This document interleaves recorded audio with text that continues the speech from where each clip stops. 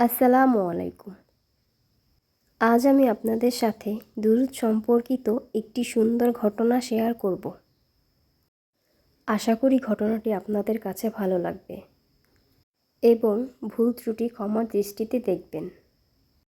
ভাইটি অনেক বছর আগে থেকেই তার জীবনে দুরূদে ইব্রাহিমের মোজেজা দেখেছে। সে তার জীবনে ঘটে যাওয়া কিছু পার্সোনাল এক্সপিরিয়েন্স আমাদের সাথে শেয়ার করেছে। ভাইটি যেভাবে বলেছে আমি ঠিক সেভাবে বলার চেষ্টা করব ইনশাল্লাহ।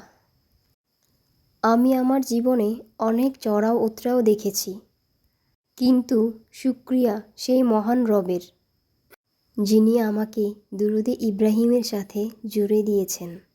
দুরূদে ইব্রাহিম এমন এক খাজানা যা শুধু দুরূদে ইব্রাহিম আমলকারীই জানে। হাদিসেও এ কথা উল্লেখ আছে যে যত বেশি দুরূদ পাঠ করবে সে তত বেশি কল্যাণ লাভ করবে। দোয়ার থেকেও উত্তম হবে দুরূদে ইব্রাহিম পাঠ করা। যদি আমরা দোয়ার ভাগের সময়ও দুরূদে ইব্রাহিম পাঠ করি। এই হাদিস শোনার পর থেকে দুরূদে ইব্রাহিমকে আমার জীবনের ওজিফা বানিয়ে নিয়েছি। আলহামদুলিল্লাহ। যখনই আমার জীবনে কোনো সমস্যা বা বিপদ দেখা দেয় তখনই আমি নিজেকে একটি রুমে বন্ধ করে নেই এবং আমার মোবাইলও বন্ধ করে রাখি, যাতে কারো সাথে কোনো রকম যোগাযোগ না হয়। এমনকি আমি আমার ঘরের মানুষের সাথেও প্রয়োজনের বেশি কথা বলি না সে মুহূর্তে। আমি শুধু এক মনে আমার রুমে বসে দুরূদে ইব্রাহিম পাঠ করতে থাকি। আমি দুরূদে ইব্রাহিম ততক্ষণ পড়তে থাকি যতক্ষণ পর্যন্ত মহান আল্লাহ আমার সমস্যা সমাধান না করে দেন। আর আমি এ ব্যাপারে কোনো পরোয়া করি না যে কতদিন সময় লাগবে। কিন্তু আল্লাহর রহমতে দুরূদে ইব্রাহিমের বরকতে আল্লাহ আমার বড় থেকে বড় সমস্যাও মাত্র 2 থেকে 3 দিনের মধ্যেই সমাধান করে দিয়েছেন। তাই আমি আপনাদের সবাইকে বলতে চাই, দুরূদের শক্তিকে চিনতে ও জানতে শিখুন এবং দুরূদের রাস্তায় নিজেকে চালিয়ে দেখুন আল্লাহ কিভাবে আপনাকে সাহায্য করেন। আপনার সমস্যাগুলো কিভাবে নিমিষেই সমাধান হয়ে যায়।